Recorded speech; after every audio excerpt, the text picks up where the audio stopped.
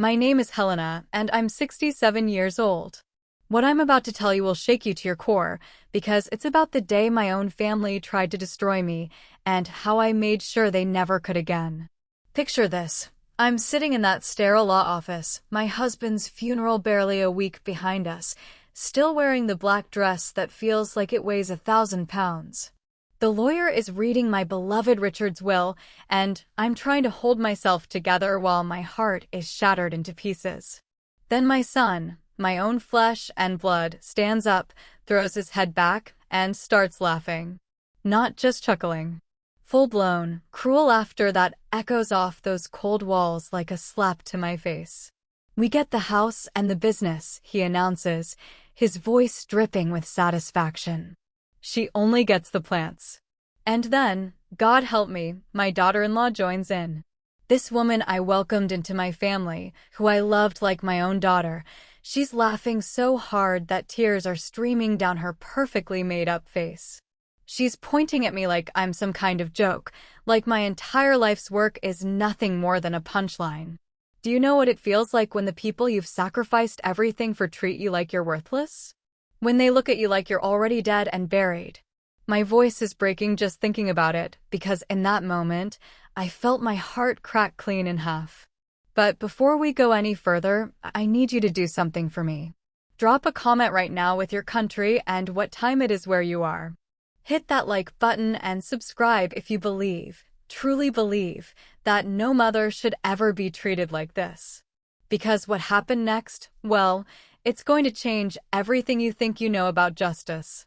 So there I am, sitting in that chair like a ghost at my own funeral, and my family, the people I would have died for, they're having the time of their lives at my expense. My daughter-in-law, Sandra, she wipes her eyes and looks at me with this disgusting smirk.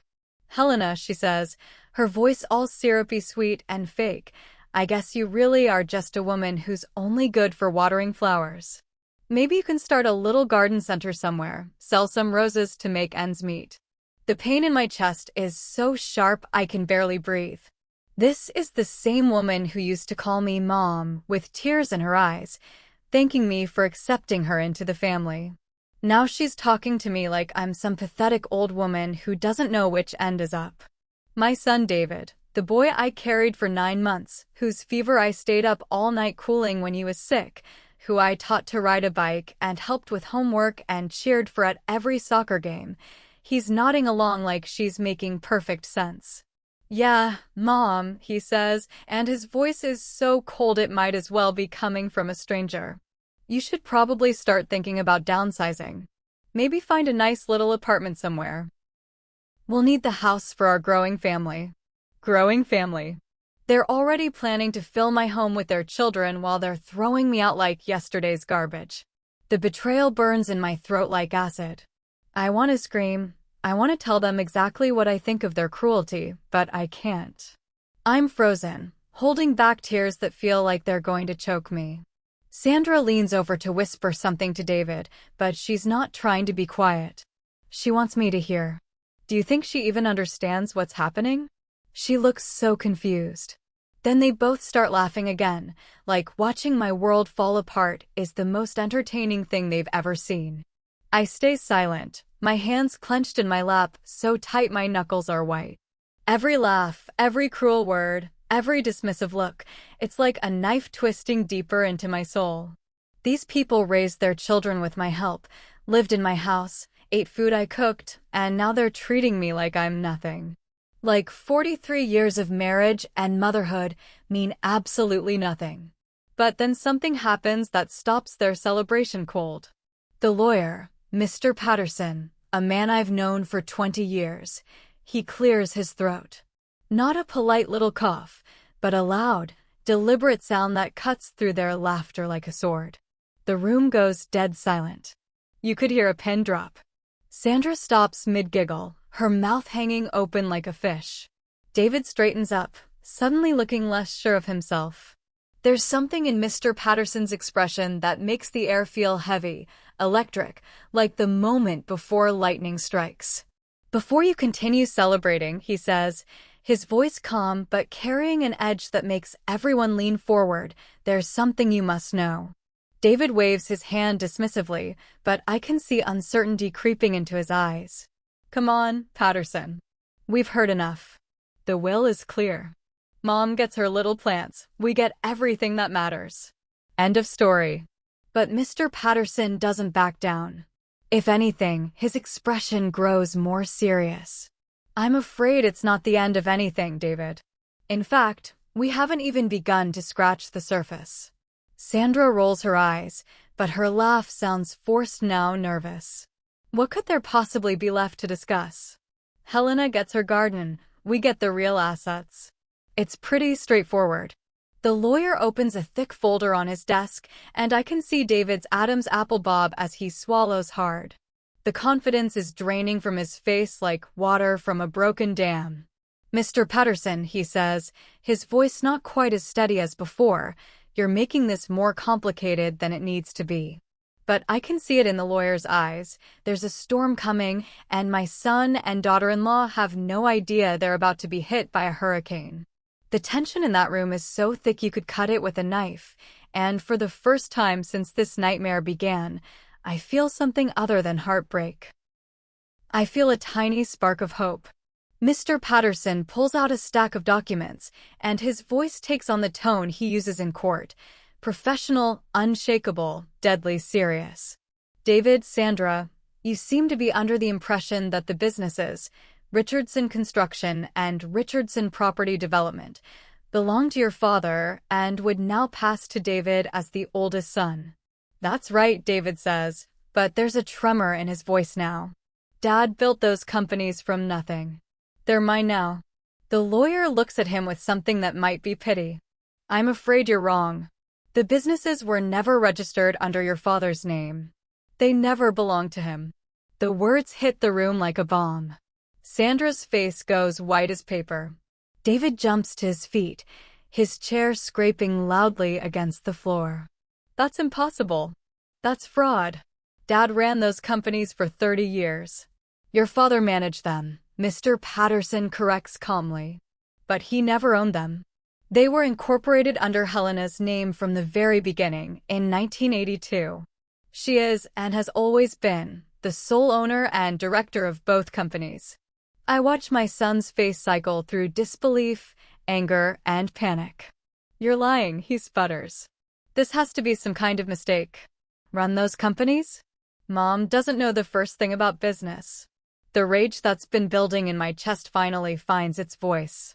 43 years of being dismissed, of having my intelligence questioned, of being treated like a decoration in my own life, it all comes pouring out. Don't I? I say, standing up slowly. Don't I, David? Who do you think balanced the books every month? Who negotiated the insurance contracts? Who handled the payroll?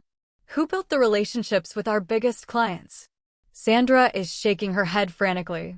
This can't be right. Helena, you're confused. You just took care of the house and your plants. Richard handled all the important stuff. The lawyer's voice cuts through her denial like a blade. Mrs. Richardson is far from confused. In fact, she's been the driving force behind both companies' success for over 4 decades. Your father was the face of the operation, but Helena was always the brain. Mr. Patterson reaches into his briefcase and pulls out folder after folder, spreading documents across the desk like he's laying out cards for the final hand of poker. Let me show you exactly what I mean. He slides the first document toward David, whose hands are shaking as he picks it up. These are the original incorporation papers for Richardson Construction, dated March 15, 1982. Note the signature at the bottom, Helena Richardson, founding director and sole shareholder. David stares at the paper like it's written in a foreign language. This can't be real. Dad started the company. I remember him talking about it. Your father talked about managing it, Mr. Patterson corrects, pulling out another document. Here are the bank account registrations. Helena Richardson, primary signatory. She has been the only person legally authorized to make major financial decisions for both companies for over 40 years. Sandra grabs the paper from David's trembling hands, her eyes scanning frantically. But But Richard always said he told everyone he owned the companies. How is this possible? My voice is steady now, cold as winter steel. Because Richard was a proud man, Sandra. He couldn't bear to tell people that his wife was the one who built the empire. It hurt his ego to admit that I was the one who turned a small construction crew into a multi-million-dollar operation. Mr. Patterson nods, pulling out more evidence. Here are the property deeds for all company assets, the main office building, the warehouse complex, the equipment yards. All registered under Helena's name. He slides another stack across the desk. These are the contracts with your major clients, Hartwell Industries, Morrison Development, the city contracts for the school district renovations. All signed by Helena Richardson as company director. David's face is ashen now, beads of sweat forming on his forehead. But Dad was always the one who went to the job sites, who talked to the clients. Your father was an excellent project manager, I say, my voice gaining strength with every word. But I was the one who won those contracts. I was the one who submitted the bids, who negotiated the terms, who made sure we had the capital to take on bigger and bigger projects. Mr. Patterson pulls out a thick binder. These are testimony statements from your company's accountant, your primary banker, and 3 of your largest contractors. They all confirm that Helena has been the decision-maker behind Richardson Construction since its inception. He opens the binder and begins reading. Statement from Thomas Chin, Senior Account Manager at First National Bank. I have worked with Richardson Construction for 15 years. All major financial decisions have always gone through Mrs. Helena Richardson. She reviews every loan application, approves every major expenditure, and personally guarantees all lines of credit. Sandra's perfect composure is cracking like a broken mirror. This is insane. Helena, tell them this is some kind of mistake. You don't know anything about running businesses. You've never even worked outside the home. The laugh that escapes my throat is bitter as medicine. Never worked outside the home? Sandra, I built the home that your businesses exist in. Every decision, every expansion, every major contract, that was me. While Richard was out charming clients and managing crews, I was in the home office until 2 in the morning, making sure we had the cash flow to meet payroll, reviewing architectural plans, calculating materials costs down to the last nail. Mr. Patterson continues reading. Statement from Margaret Walsh, Certified Public Accountant. Mrs. Richardson has personally reviewed and approved every financial statement for Richardson Construction since 1985. She has an encyclopedic knowledge of the company's financial history and has caught numerous errors that could have resulted in significant losses. David slumps back into his chair, his smugness completely evaporated. The man who was laughing at me 30 minutes ago now looks like he's about to be sick. How did we not know? Because you never bothered to look, I say, my voice sharp enough to cut glass. Because you assumed that since I was a woman, since I spent my days in the house, that I couldn't possibly understand important things like business and money. You saw me tending my plants and thought that was all I was capable of. But Mr. Patterson isn't finished destroying their world yet. He reaches for another folder, this one marked with red tape, and the atmosphere in the room somehow gets even heavier. Now we come to the more problematic revelations. David's face, already pale, somehow manages to get whiter. What do you mean, problematic? The lawyer's expression is grim as he opens the folder. David, over the past 3 years, you've been taking significant amounts of money from company accounts. Money that didn't belong to you. What? No, Dad gave me authorization to. Your father had no legal authority to give you anything. Mr. Patterson cuts him off.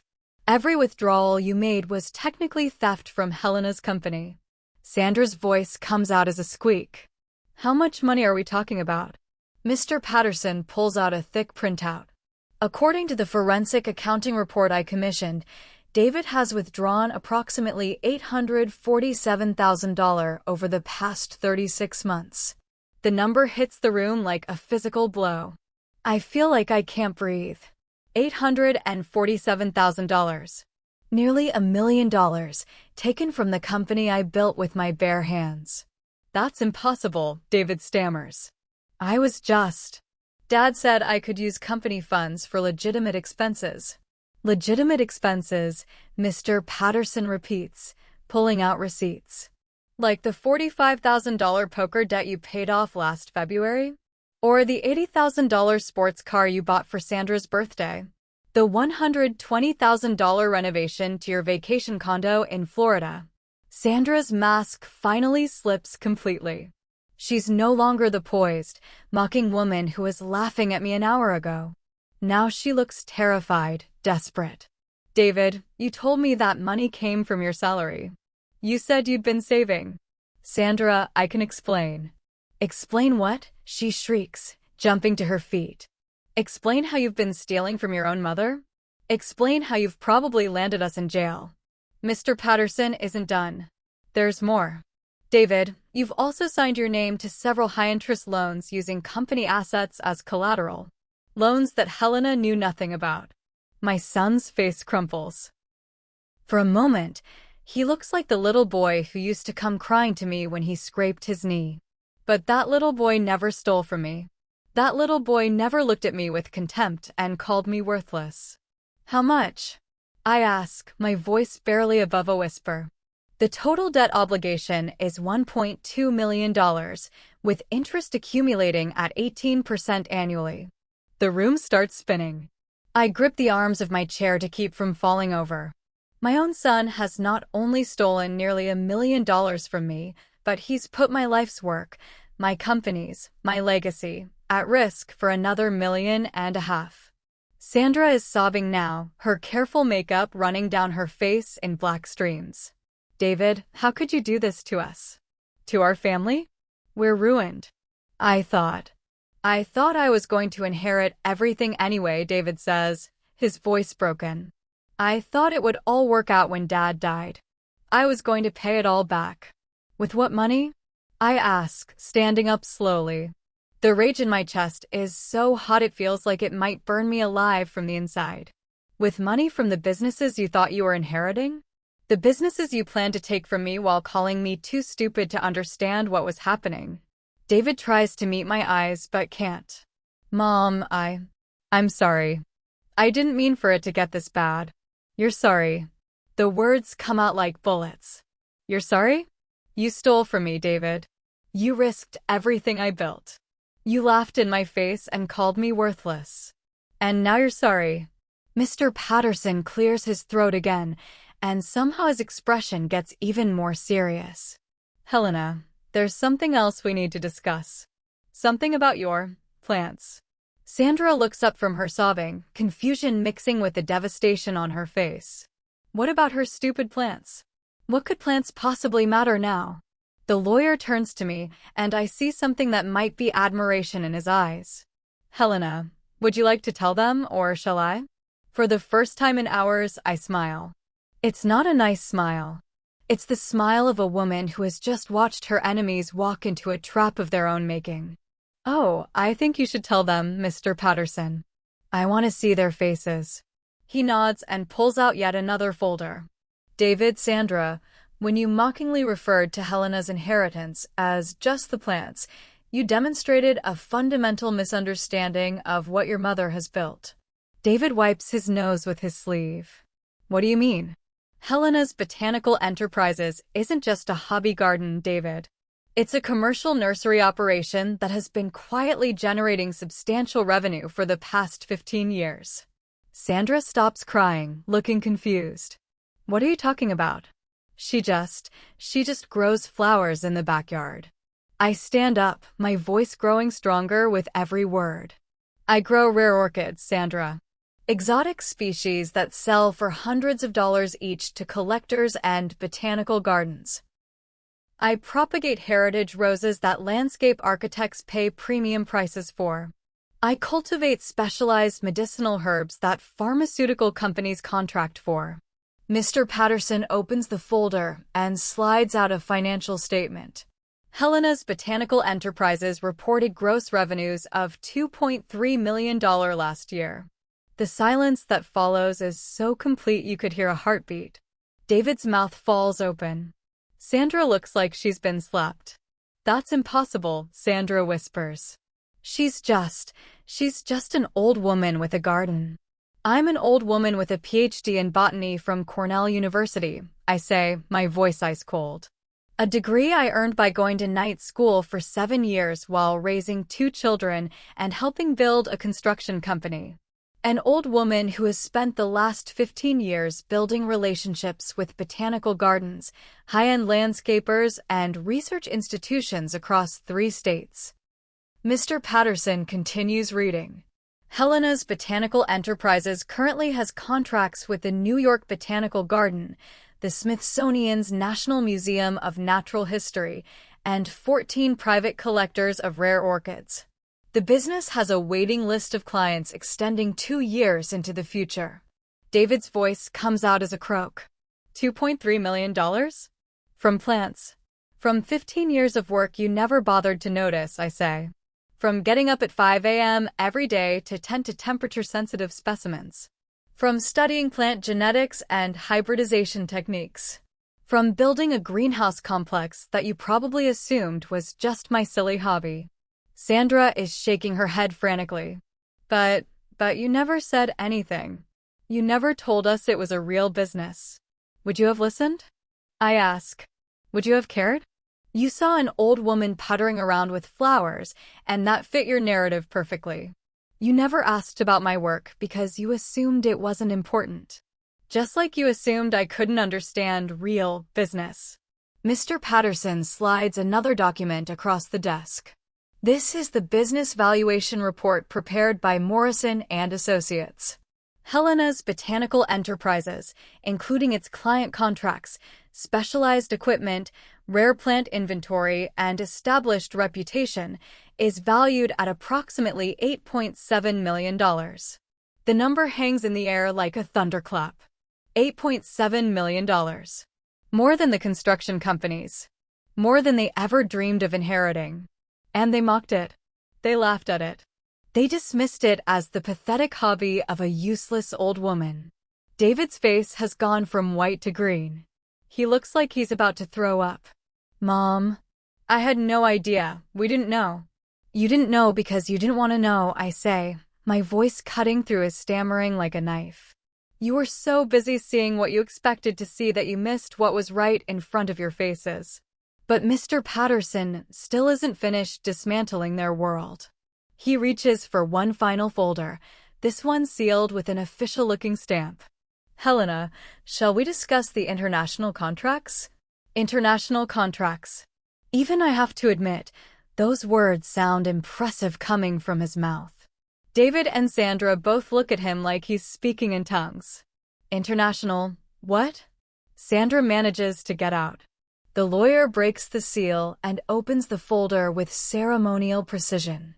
Over the past 5 years, Helena has been quietly expanding her botanical business beyond domestic borders.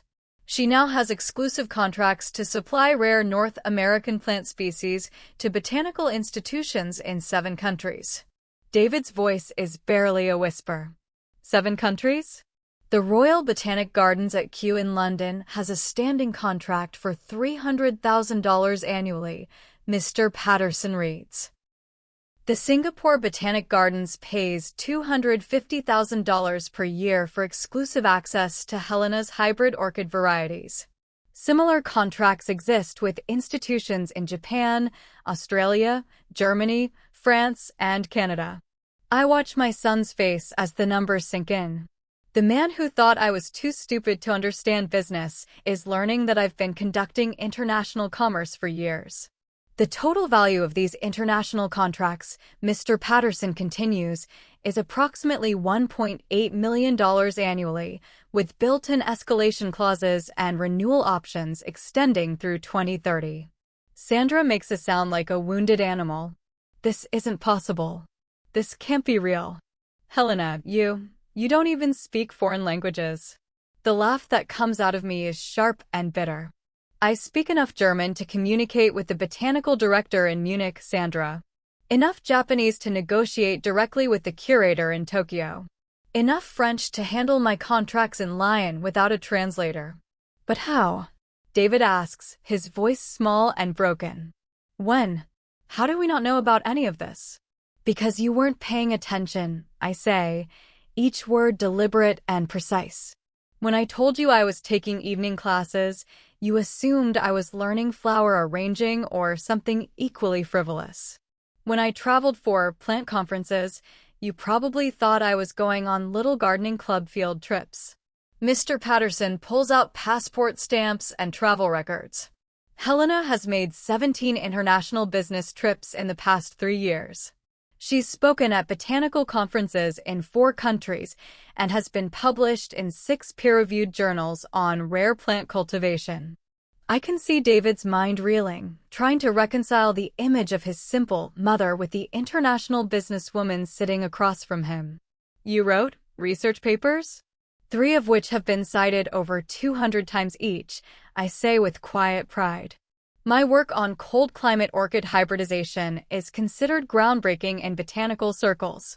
Sandra is just staring at me now, like she's seeing me for the first time. Who are you? She whispers. I'm the woman you thought was too stupid to matter, I reply. I'm the woman you assumed would quietly disappear so you could take over her life's work. I'm the woman you laughed at for caring about just plants. Mr. Patterson closes the final folder and looks at David and Sandra with something approaching sympathy. To summarize the situation, Helena owns construction and property development companies worth approximately $12 million. She owns a botanical business worth nearly $9 million. She has international contracts worth almost $2 million annually. And David has stolen nearly $1 million from her and committed her to debts of over $1 million more. The room is so quiet I can hear Sandra's ragged breathing. David looks like he's aged 10 years in the past hour. The confident, smirking man who was laughing at me earlier might as well be a different person entirely. Helena, Mr. Patterson says, turning to me, the choice of how to proceed is entirely yours. I stand up slowly, feeling the weight of this moment settle around me like a cloak. For 67 years, I've been underestimated, dismissed, and overlooked. I've been treated like a supporting character in my own life story. But not anymore. Never again. David, I say, my voice steady and calm. Sandra, you're going to sit down and listen to me very carefully, because I'm only going to say this once. They both sink into their chairs like children being called to the principal's office. The terror in their eyes is palpable, and I'd be lying if I said I didn't feel a dark satisfaction in watching them squirm. You have 2 choices. Choice 1. I press charges for theft, fraud, and forgery. You go to prison. You lose everything. Your children grow up visiting their parents behind bars, and you spend the next 10 years explaining to everyone you meet why you're felons. Sandra starts to sob again, but I hold up a hand to silence her. Choice 2. You accept my terms for restitution and rehabilitation. And let me be very clear. These terms are not negotiable. They are not open for discussion. You accept them completely, or you face the consequences of your actions through the criminal justice system. David's voice cracks when he speaks. What are your terms? I walk around the desk to stand in front of them, looking down at these 2 people who thought they could destroy me and dance on my grave. First, you will both work for me. Not as managers, not as supervisors, not as anything special. You'll work as entry-level employees in my businesses at minimum wage. Minimum wage? Sandra gasps. But we have expenses, we have children, we can't live on. You should have thought about your expenses before you stole from me, I cut her off. You should have thought about your children before you gambled with their future. David tries to protest. Mom, be reasonable. I have experience in construction management. I could help run the company properly, help pay back what I owe. Help run the company? My voice rises, carrying 43 years of suppressed rage. The company you thought I was too stupid to understand? The company you stole from? You think I'm going to trust you with management responsibilities after what you've done? I pace in front of them like a general addressing defeated soldiers. David, you'll work construction labor. Physical work. Digging foundations, hauling materials, the jobs you used to think were beneath you. Sandra, you'll work in the botanical greenhouses. Watering plants, cleaning tools, preparing soil mixtures. The work you mocked as worthless. Sandra's voice is barely a whisper. For how long? Until every penny is repaid. Until you've worked off not just the money you stole, but the interest on the debts you created and the legal fees for cleaning up your mess. My accountant estimates that will take approximately 7 years. 7 years. David's voice breaks on the words. 7 years of honest work might teach you the value of what you tried to steal, I say coldly.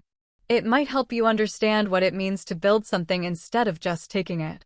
I continue laying out their new reality with surgical precision. Second, you'll live in my house.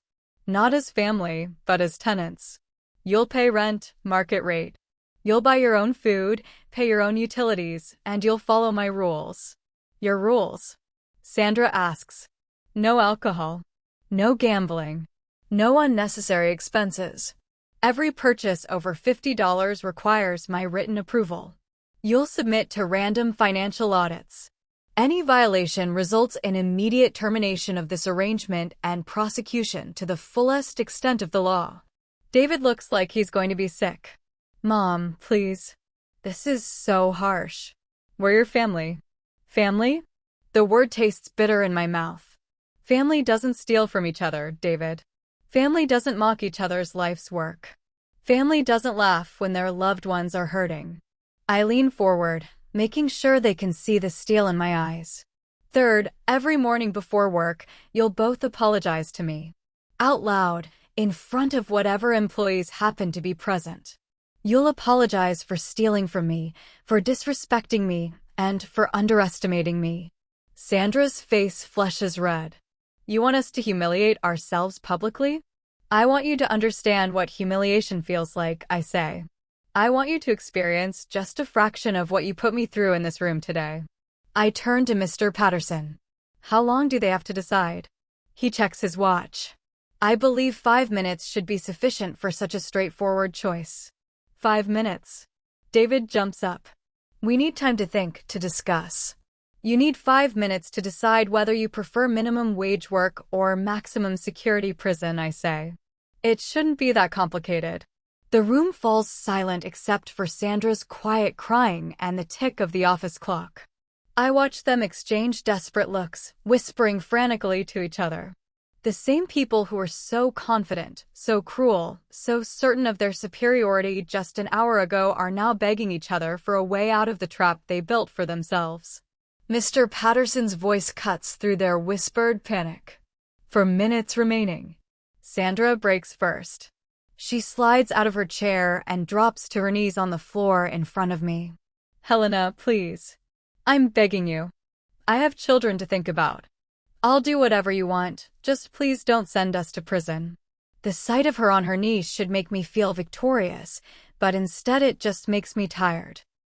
Tired of being hurt, tired of being disappointed, tired of watching people I loved turn into strangers I can barely recognize.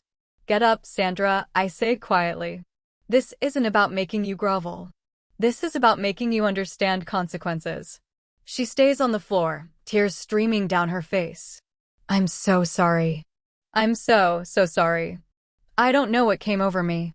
When David said you were just getting plants, I thought you wouldn't know how to take care of yourself financially.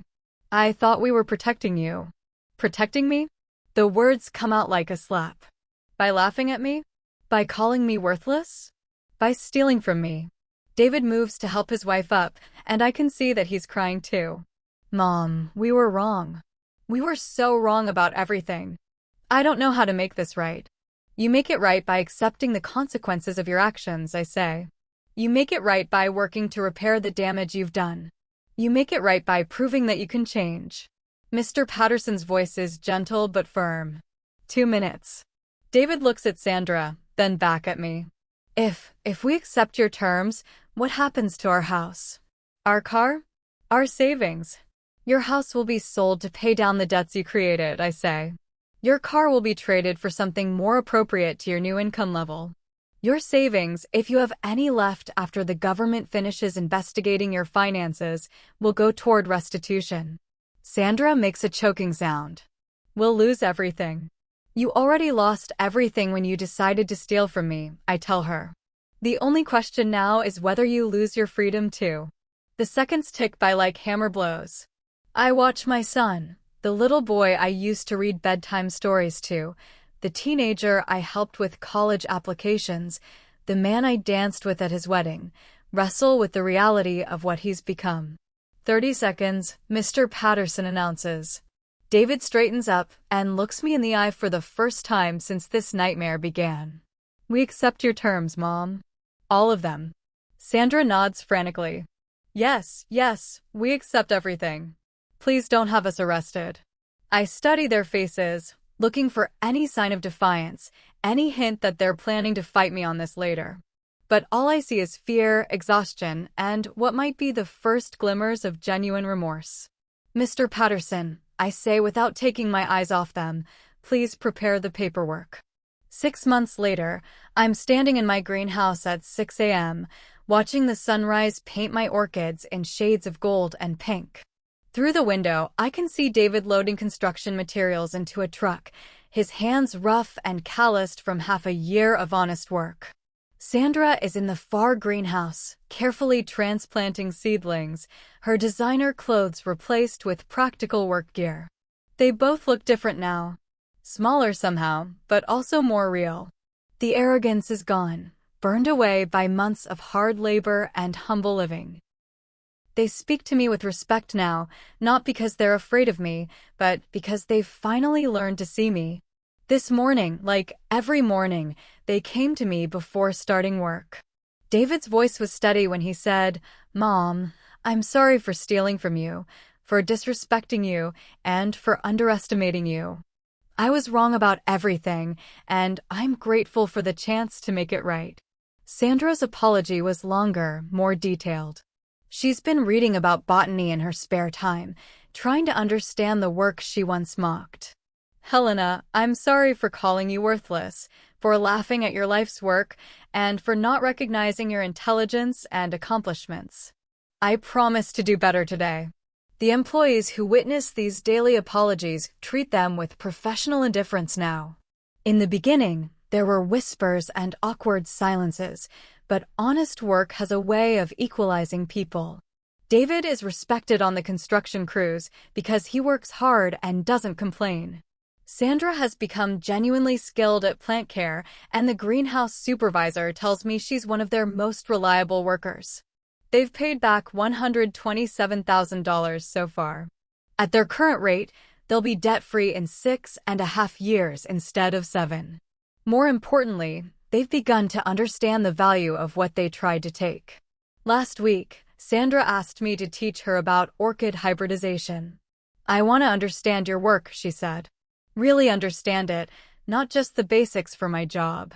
David has started asking questions about the business side of the construction company. Not pushing for more responsibility, just trying to comprehend the complexity of what I've built. "I never realized how much you had to know," he told me. "I thought running a business was just about showing up and making decisions. I didn't understand all the planning, the strategy, the relationships you had to build." They're different people now. Humbler, harder working, more honest. The children I thought I'd lost forever are slowly emerging from the ruins of the adults they'd become. But this was never really about punishing them. It was about justice, yes, but more than that, it was about finally being seen. For 67 years, I lived in a world that saw me as less than I was. My husband, bless his soul, loved me but couldn't bring himself to share credit for our success. Society saw a wife and mother and assumed that was all I could be. My own children saw an aging woman with hobbies and never looked deeper. But I was always more than they imagined. I was a businesswoman who built an empire while pretending to just keep house. I was a scholar who earned degrees and international recognition while being dismissed as a simple homemaker. I was an innovator who revolutionized botanical cultivation techniques while being seen as someone who just liked to garden. The pain of being invisible, of having my intelligence and achievements dismissed, of being treated like a supporting character in my own story. That pain shaped me into someone stronger than they ever realized. Every time someone underestimated me, I used that energy to push myself further, to achieve more, to prove to myself that I mattered even if no one else could see it. Standing in my greenhouse now, surrounded by plants worth millions of dollars, holding contracts that span continents, owning businesses that employ hundreds of people, I finally feel seen. Not because I forced my family to acknowledge me, but because I forced myself to stop hiding. The woman who sat silently while her family mocked her is gone. In her place stands someone who knows her own worth, who refuses to be diminished, who will never again pretend to be less than she is for anyone's comfort. This morning, I got a call from the botanical director in Tokyo. They want to expand our contract by 40% and include 3 new hybrid varieties I've developed. The woman they were laughing at 6 months ago is about to close a deal worth $2.3 million over the next 5 years. I think about Richard sometimes, about whether he would be proud of what I've become or threatened by it. I think he would be proud. In his own way, he always knew I was special. He just couldn't find a way to share that truth with the world. David and Sandra still have years of hard work ahead of them. They still need to prove that this change is permanent, that they've truly learned to value what they once tried to destroy. But I have hope for them now. Hope that they'll emerge from this experience as better people, as better parents, as family members worthy of the name. The businesses are thriving under my open leadership. The construction company just landed its biggest contract ever, a $15 million shopping complex that will take 3 years to complete. The botanical enterprise has a waiting list of clients that extends into 2028. The international contracts keep growing, and I'm planning my first research collaboration with the University of Edinburgh. I am 67 years old, and I am just getting started. You know what the most beautiful part of this whole story is? It wasn't revenge that saved me. It was truth. The truth about who I really am, what I've really accomplished, what I'm really capable of. The truth that I never needed their permission to be extraordinary. I was extraordinary all along. They thought they were destroying a weak-old woman who only understood flowers. Instead, they awakened a force of nature they never saw coming. So I have to ask you, what would you have done in my place? Would you have been as forgiving as I was? Would you have pressed charges and watched them go to prison? Would you have simply cut them out of your life forever? Or would you have done what I did, given them a chance to earn their way back to being worthy of love? Drop your thoughts in the comments below. Tell me your country, tell me what time it is where you are, and tell me what you would have done. Share this story if you believe that justice sometimes wears the face of mercy. And if you've watched this far without subscribing, I have to ask, why turn away from truth when it's right in front of you? My story is proof that it's never too late to stop being invisible, never too late to demand the respect you've earned, never too late to show the world exactly who you really are. Hit that subscribe button if you believe that every person has the right to be seen for who they truly are. Hit that like button if you think my son and daughter-in-law got exactly what they deserved. And hit that bell icon if you want to hear more stories about ordinary people doing extraordinary things. Because this is just the beginning. I'm 67 years old. I have international business deals to close, research papers to publish, and a family to rebuild. And I'll be damned if I'm going to let anyone ever make me feel invisible again. My name is Helena. I'm 67 years old. And this is what happens when you underestimate a woman who has spent her entire life being stronger than anyone realized. Thank you for listening. Thank you for seeing me. And remember, you never know who might be more than they appear to be. Look closer. Ask questions. Don't assume that quiet strength means no strength at all. The woman tending her garden might just own the whole neighborhood. The grandmother in the kitchen might just be running an international empire from her laptop. The mother you think only cares about domestic things might just be the most formidable person you've ever met. Don't make the mistake my family made. Don't underestimate the power of a woman who has been underestimated her entire life. Because when she finally decides to show you who she really is, you might not be ready for the truth.